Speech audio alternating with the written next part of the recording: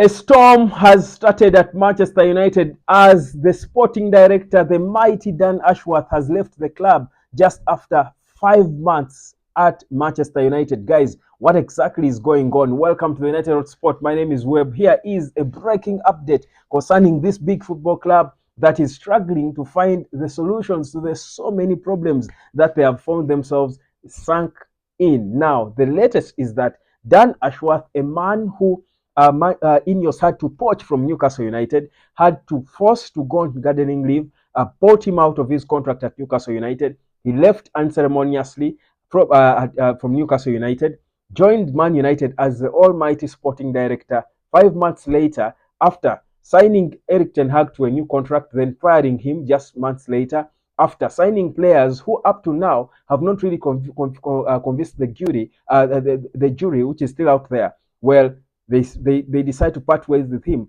following that loss at home against Nottingham Forest. Now, listen, Sir Jim Ratcliffe is believed to have had a big contribution in the sacking of Dan Ashworth. Now, this probably is because he trusted him so much. I think they told him a lot of good things about Dan Ashworth that he bought into the idea of paying for him, but probably has not been exactly impressed by what he has done in the 5 months he's been there. Because I tell you guys, you don't need so long to understand and know a person who is good at their job. I think probably INEOS had high expectations of Dan Ashworth. That's why they lose against Nottingham Forest. And immediately after that, there is a meeting between Omar Berada, the CEO, and Dan Ashworth. And in the aftermath of that meeting, Dan Ashworth, it's confirmed, he's leaving the club. Now, listen, we might scapegoat Dan Ashworth as the problem in this whole INEOS management team because he's the first member of the newly constituted INEOS management team that is departing. But I'll tell you this is giving a biting expose of how unsure INEOS are in terms of what they're doing, what they want to do, how they want to take this club forward, and what timelines they're working with. Because listen, if you're sure of what you're trying to do, if you take over the helms of a big institution like Man United and you're really sure of what you're trying to do, you cannot, first of all, hire so many people, poaching people left, right, and center from Man City, Southampton, Newcastle, paying for all of them, compensation, poach them, bring in all these players for a coach who you tied to a new contract, then just months later you fire the coach and then have to buy another coach out of their contract with the entire backroom staff. For me, to be honest, in all honesty, we can back INEOS because we love to see, Man United, back up, and INEOS are the guys in charge calling the shots. But the reality is, some of the things they have done have not shown a group of guys who are clear in terms of what they want to do and how they want to do it. There is no, you see, you look at a team like Chelsea under Todd Bowley, and of course his entire team now, where they comfortably and surely overhauled their entire squad and gave Enzo Maresca a new group of players, but they have backed him, and not until now, everyone is, I think, perplexed by how Chelsea are performing because these guys were sure, because Chelsea were the laughing stock of football, global football, just a few months ago during the transfer window. They were signing nearly everyone. We were seeing memes about them. Right now, Chelsea, I think, second on the pile. Guys, I think INEOS have not really convinced us that they are sure of what they want to do and how they want to do it. This continues for me to expose them. Now, and again, I will not sit here and claim to know what exactly happened or the facts about why Dan Ashworth is leaving. But again, I remember telling you guys that these people were too quick to bring in so many players, so many people in their management team, and I was afraid of the famous adage that too many chefs spoil the broth.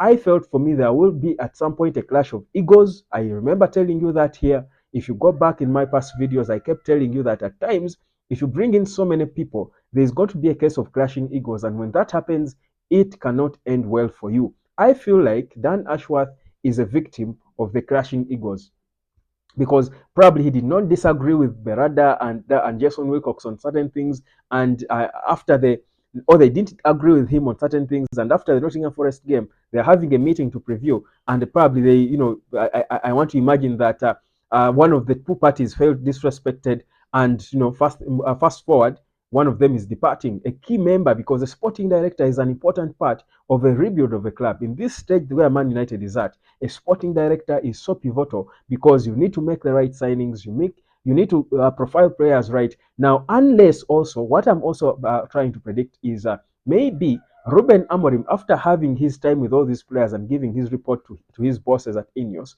probably the report exposed Dan Ashworth in terms of how of how they signed players, the players they signed in the summer, and how much they spent on them, and what they found out about these players. Perhaps it showed that maybe Dan Ashworth, who might have had a big role to do that, to sign these players together with Eric Ten Hag, they might have felt like, that perhaps if he continues in that role, having to call the shots when it comes to transfers, maybe he will not lead them where they want to go. Again, all these are speculations. I'm trying to make sense of why on earth Dan Ashworth, a guy who we waited for like the mighty guy who is going to change everything around football. I remember profiling him about all his big records, his CV, how he made the England DNA with Gary Southgate and stuff. I did not expect that Ashworth 5 months later would be departing with immediate effect. I think for me there must be something wrong going on at the club, but it all paints a bad image, a bad picture on Sir Jim Ratcliffe and his entire INEOS team, and how they slide, how they move, how they roll. For me, is questionable. This does not look good at all. And I'll tell you, you might think that such a thing will happen and it won't affect the players, but guess what? I kid you not, the players will be most impacted by this decision. You bring in a sense of stability, you bring in a sense of progress. You're seeing players trying to improve. Even if they lost against Nottingham Forest, for example, you felt like they played good in certain areas of the game. There is improvement in terms of how we pass the ball, how we want to play, and all. But I'll tell you, you might think sacking Dan Ashworth will not affect the players, but you might be wrong, because their psychology now is going to be, I think, disorganized. These players will go, but look, hold on a second. This is a mighty guy who was brought in to change things and is being sacked just 5 months later. What's going on? Do these guys know what they're doing? These guys seem to be clueless about what they're trying to do. So my view is that this is going to affect the players, and again, inadvertently, it is going to hugely affect Ruben Amorim, because he's going to now have to deal with the psychology of the players, because now they are sliding back to a place where they were months ago, where they were uncertain, where they were not seeing progress, because this is not progress if the man who should be heading the whole project is being sacked 5 months later. So this does not look good at all. Now, what the next step, the next thing that INEOS does after this, I think, is going to have a huge impact on everything that Man United will become in the future. Either they are probably going to marry Jason Wilcox's role with what Dan Ashworth has been doing, because again, there seems to have been an ambiguity of roles, because if you had a sporting director and a technical director, really, I mean, we will try to explain the difference, but it's quite not there. I think it's close to the same role that we're doing. So perhaps they are trying to reduce on numbers, because again, Sir Jim Ratcliffe just a few days ago did hint and confirm that they were going to make more drastic decisions. Of course, this was after the fans of Man United uh, were demonstrating because of the increased ticket prices and stuff. And he was saying, of course, if things are going to change, they've got to make drastic decisions, and everyone cannot be happy. Certainly, Dan Ashworth is one of those who are not happy, and that's why he's leaving, obviously. But probably, I think my view is the decision they take going forward, whatever they do, is going to have a huge impact on how the INEOS project will go moving forward, but also how it will be received and viewed and depicted by the fans, because there are many people out there, many supporters of Man United, many critics who feel that since the arrival of Sir Jim and his INEOS team, things have not been improving like they expected. Of course, that is expected, because this guy was always going to bring in changes, and with change, there's always going to be lots of people who will be shaken by it, who won't be happy about it, who won't welcome and embrace change. But eventually, if it makes sense, you're vindicated, and they're okay. But where is the vindication if the man, the Dan Ashworth, who we waxed lyrical about, me myself inclusive, because of what I knew he did before at Brighton, at Newcastle, at England, if he's being sacked, if he's leaving just after 5 months, what does that show about the project? Where does that leave the project? Who is now going to be directing the project? Is there even direction in any way?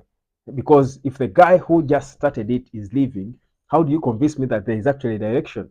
There is probably no direction, we should say, and perhaps that is part of the reasons why he left. So it's a very difficult state that we are again finding ourselves in. I don't think it makes things better in any way. It doesn't matter what the reasons were. I feel like it could have been managed better, probably. But again, this is INEOS doing things their way. Results are what we want. At the end of the day, like they always say, the end always justifies the means. So if it all turns out good and rosy for Man United, no one will remember about Dan Ashworth. He will probably be called the problem that INEOS had brought on.